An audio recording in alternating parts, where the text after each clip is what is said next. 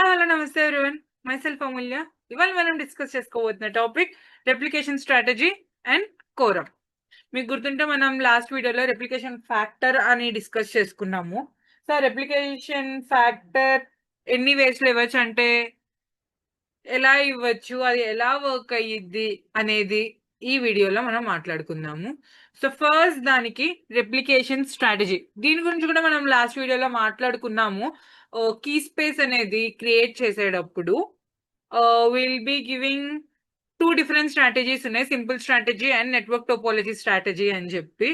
So అవి ఎప్పుడు ఏ అంటే ఏ సిచ్యువేషన్ లో ఆర్ఎల్స్ ఏ రిక్వైర్మెంట్ అప్పుడు ఏ స్ట్రాటజీ వాడితే బెటర్ అనేది ఇవాళ డిస్కస్ చేసుకుందాం. So first thing simple strategy. So మనకి నేమింగ్ లోనే అర్థమైపోతుంది కదా సింపుల్ అని. సో ఓన్లీ ఒక్క నోడ్ ఉన్నప్పుడు మాత్రమే, ఒక్క నోడ్ ఉన్నప్పుడే, లేకపోతే ఒకే డేటా సెంటర్ ఉన్నప్పుడు, only single node single cluster ఉన్నప్పుడు ఈ సింపుల్ స్ట్రాటజీ అనే రెప్లికేషన్ స్ట్రాటజీని యూజ్ చేస్తాం.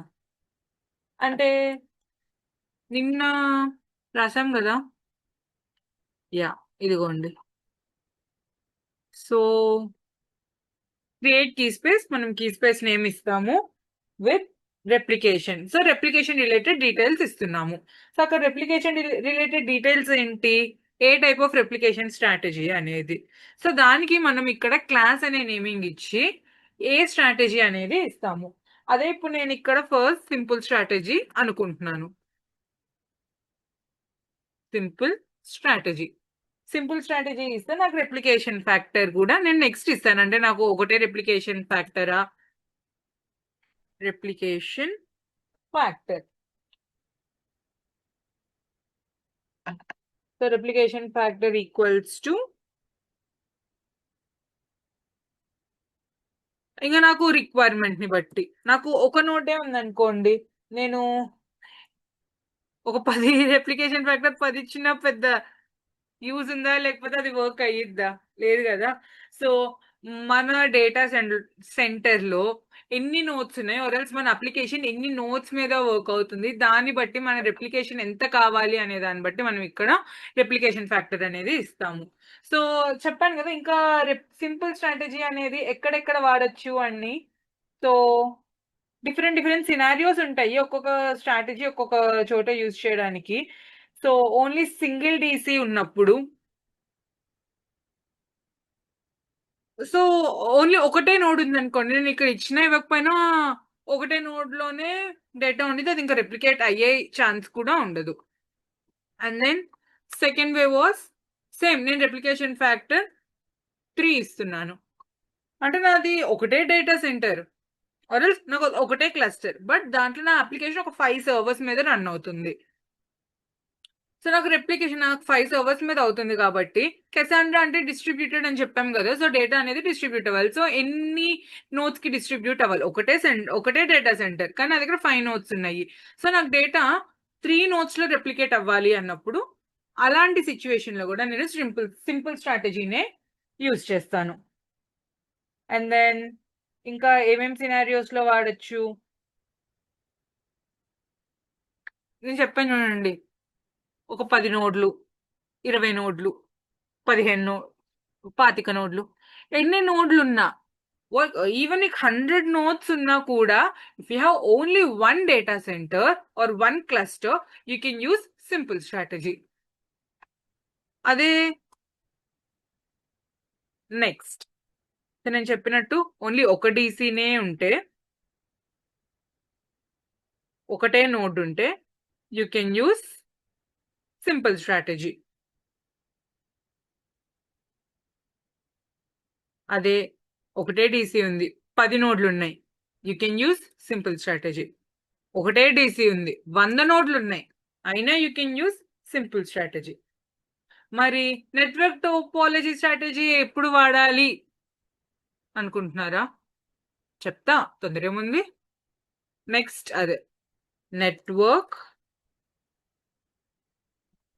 Topology strategy.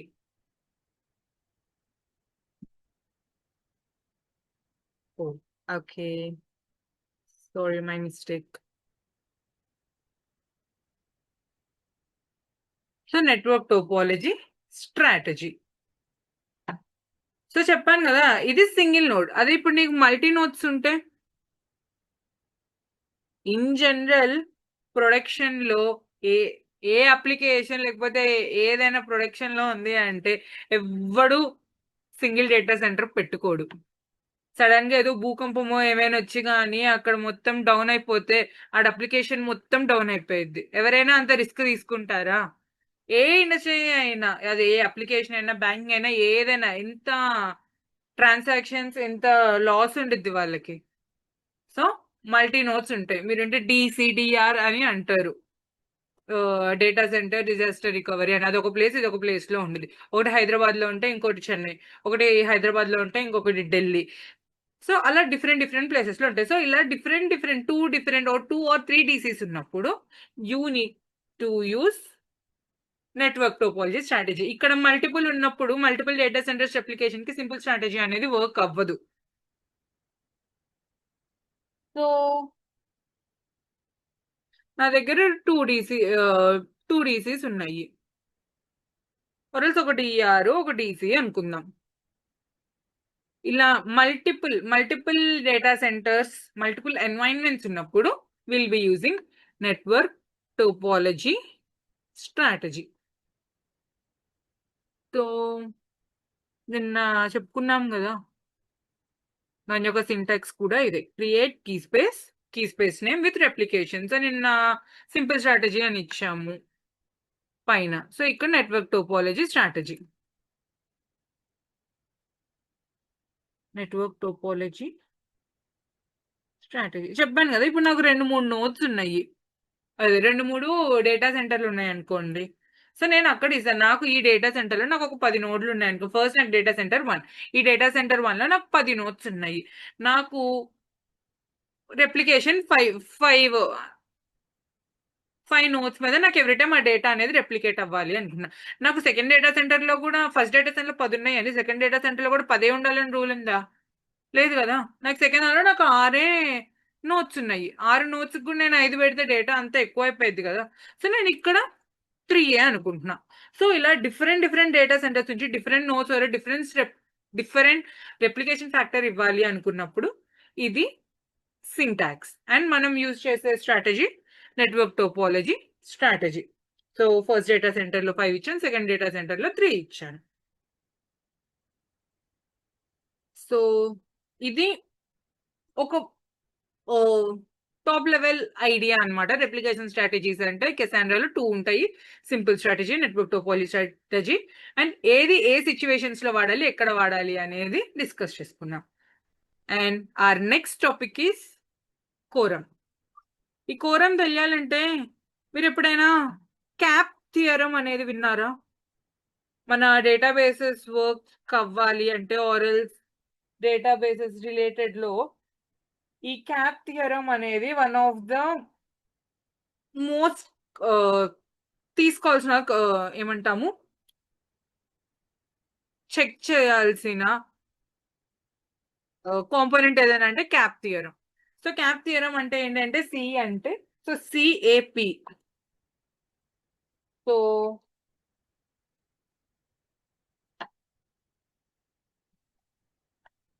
Cap theorem, so దీంట్లో క్యాప్ థియరం లో సి అంటే కన్సిస్టెన్సీ,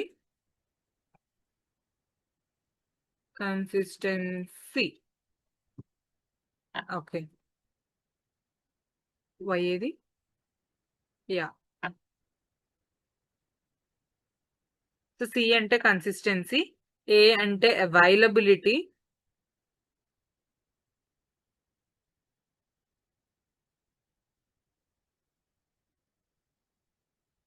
ఏ అంటే అవైలబిలిటీ,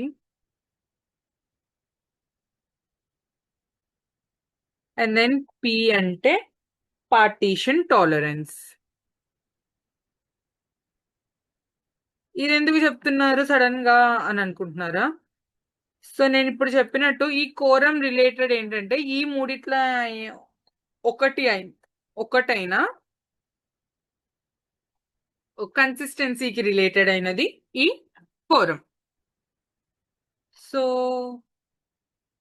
కోరం అంటే ఇది డైరెక్ట్ గా మనం డేటాబేస్ లో ఇచ్చేది కాదు. అప్లికేషన్ డెవలపర్సే వాళ్ళు ఇచ్చే కోడ్ లో ఈ కోరం అనేది వాళ్ళు సెట్ చేసి పెడతారు. సో కోరం అంటే కోరం దీంట్లో కూడా డిఫరెంట్ ఉంటాయి. కోరం 1 అని ఉండేది అంటే కన్సిస్టెన్సీ 1, కోరం 1 అనొచ్చు, లేకపోతే కన్సిస్టెన్సీ 1, కన్సిస్టెన్సీ 2 ఆర్ కన్సిస్టెన్సీ అనే అనొచ్చు. నేను ఇక్కడ consistency 1, consistency 2 each, consistency 1, consistency 2, consistency quorum, consistency local quorum, consistency each quorum, local quorum, each quorum.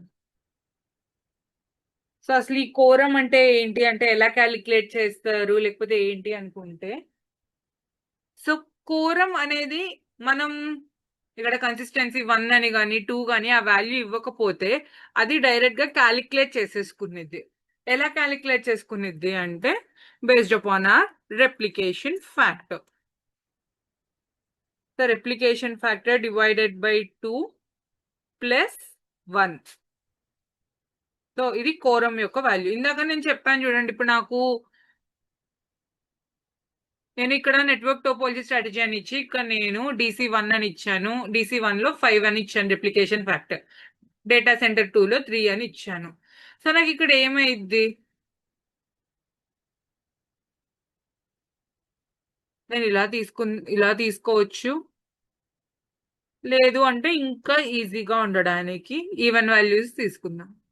సరే ఇక్కడ నేను ఇది 4 తీసుకుంటున్నా, అక్కడ 3 తీసుకుంటున్నా. సో అప్పుడు ఏమైంది, నేను ఫస్ట్ కోరం 1 అని ఇచ్చాను. సో కోరం 1 అంటే ఏంటి అంటే ఒక రీడ్ ఆర్ రైట్ యాక్షన్ అనేది జరిగేటప్పుడు నేను ఇన్నిటి మీద రెప్లికేషన్ అవుతుంది కదా. సో నాకు డేటా కరెక్ట్ గా వస్తుందా లేదా అనేది ఇప్పుడు నేను కోరం 1 అని ఇచ్చాను అనుకోండి.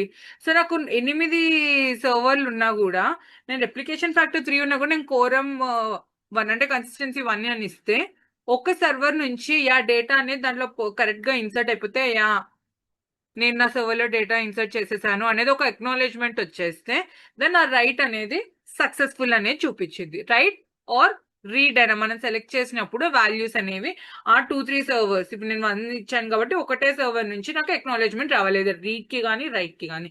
సో సిమిలర్లీ నేను కన్సిస్టెన్సీ 2 అని ఇచ్చినా కూడా అప్పుడు 2 సర్వర్స్ నుంచి రావాలి.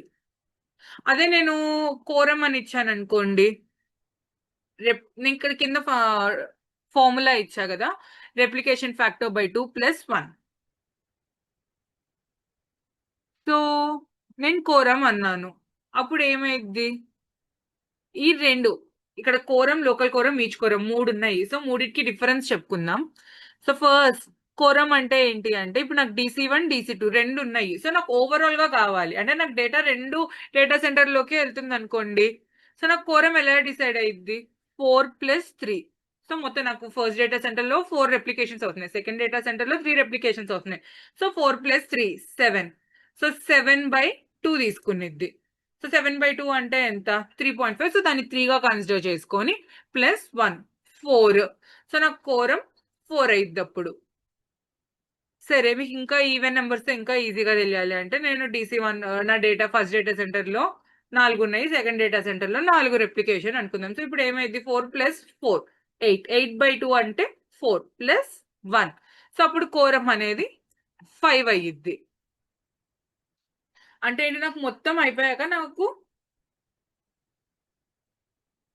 రెప్లికేషన్ అనేది 8 లో అయ్యినాయి, 8 నోట్స్ లో రెప్లికేషన్ అయింది. బట్ నాకు అక్నాలెడ్జ్మెంట్ అనేది ఒక 5 సర్వర్స్ నుంచి నాకు అక్నాలెడ్జ్మెంట్ వస్తే చాలు, మేము ఈ 5 సర్వర్స్ లో మాకు డేటా అనేది కరెక్ట్ గా రైట్ అయింది, లేకపోతే ఒక 5 సర్వర్స్ నుంచి మనకి రీడ్ డేటా అనేది పర్ఫెక్ట్ గా వచ్చేస్తే కోరం వాల్యూ అనేది సక్సెస్ఫుల్ అయిపోయింది. సో దట్ మీ రీడ్ ఆర్ రైట్ సక్సెస్ఫుల్ అయిపోయింది అని. సో సిమిలర్లీ లోకల్ కోరం అంటున్నాను, ఫార్ములా అయితే ఎక్కడ మారదు. కోరం కైనా లోకల్ కోరం కైనా ఈచ్ కోరం కైనా formula replication factor by 2 plus 1 ఉండిద్ది. కానీ సిచ్యువేషన్ ఇక్కడ కోరం అంటే మొత్తం అన్ని డేటా సెంటర్స్ మీదగా ఓవరాల్ గా క్యాలిక్యులేట్ చేసిద్ది. అదే లోకల్ కోరం అన్నాను అనుకోండి,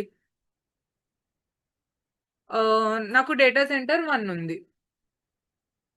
నేను లోకల్ అన్నాను కదా, సో ఇప్పుడు నా డేటా మొత్తం ఓన్లీ ఫస్ట్ డేటా సెంటర్ కే వెళ్తుంది అనుకోండి, సో అది DC1 అయింది. సో ఇక్కడ 4, అక్కడ నా రెప్లికేషన్ ఫ్యాక్టర్ 4 కదా, సో ఇదే ఇక్కడ క్యాలిక్యులేట్ అయ్యింది 4/2 ప్లస్ 1. సో అప్పుడు నాకు లోకల్ కోరం 3 అయ్యింది. చెప్తాను కదా, ఒక స్పెసిఫిక్ ఈ డేటా సెంటర్ లో నుంచే అంటే ఆ పర్టికులర్ డేటా సెంటర్ యొక్క రెప్లికేషన్ ఫ్యాక్టర్ ని బట్టి క్యాలిక్యులేట్ చేసేది. అదే ఓవరాల్ కోరం అంటే మొత్తం మొత్తం ఓవరాల్ రెప్లికేషన్ ని బట్టి క్యాలిక్యులేట్ చేసేది.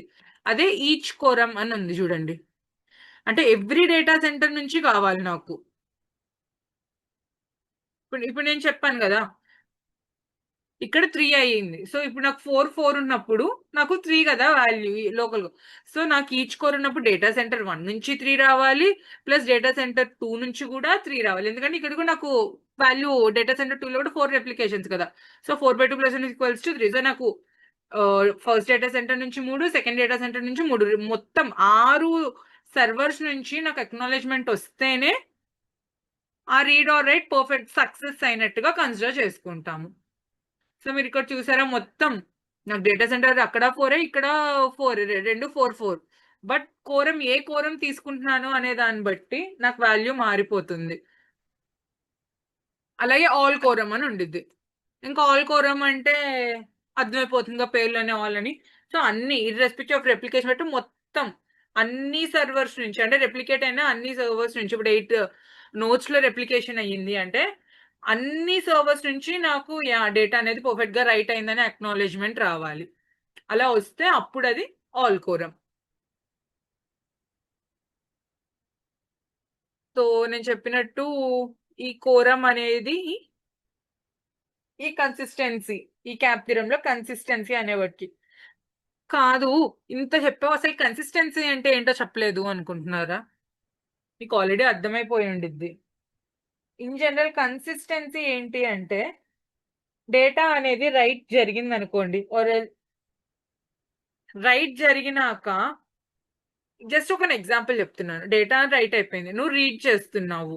సో నీకు రీడ్ చేసేటప్పుడు చెప్పాను కదా, ఈ కోరం వాల్యూని బట్టి నీకు లేటెస్ట్ వాల్యూ అంటే ఇప్పుడు నాకు రెప్లికేషన్ అయ్యింది, నా ఫస్ట్ డేటా సెంటర్ లో అయిపోయింది, బట్ నా second data first data centre లో నోట్స్ మీద నాకు రెప్లికేషన్ అయిపోయింది, బట్ సెకండ్ దాని నుంచి నాకు అవ్వలేదు అనుకోండి, సడన్ గా ఏదైనా ఇటు చేంజ్ అయ్యేసరికి ఇక్కడ నాకు డేటా అనేది ఉండదు కదా. ఇప్పుడు నేను సడన్ గా నేను ఇప్పుడు ఒక ట్రాన్సాక్షన్ చేశాను, ఒక 500 ట్రాన్సాక్షన్ చేశాను, అయిపోయింది, సక్సెస్ఫుల్ అయిపోయింది. బట్ ఇప్పుడు సడన్ గా వాళ్ళకి అక్కడ బ్యాంక్ సైడ్ ఏదో ఇష్యూ వచ్చి ఆ డేటా సెంటర్ లో, ఇప్పుడు డేటా సెంటర్ పాయింటింగ్ అంతా వేరే డేటా సెంటర్ కి మార్చేస్తే నాకు అక్కడ ఈ డేటా అనేది ఉండిద్దా? రెప్లికేషన్ సరిగా అవ్వకపోతే ఉండదు కదా. అప్పుడు లేనప్పుడు నాకు నేను నిన్న బ్యాలెన్స్ ఫెచ్ చేస్తాను, ఆ 500 నాకు క్రెడిట్ అవ్వలేదు లేకపోతే డెబిట్ అవ్వలేదు, ఏదో డిస్పరెన్సీ ఉండిద్ది వాల్యూలో. అప్పుడు ఆ మనీ విషయంలో మనం కంగారు పడతాం కదా.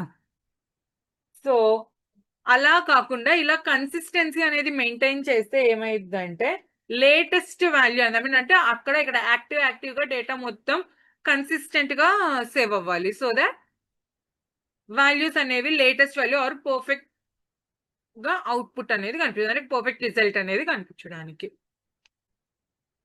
Yeah, thank you.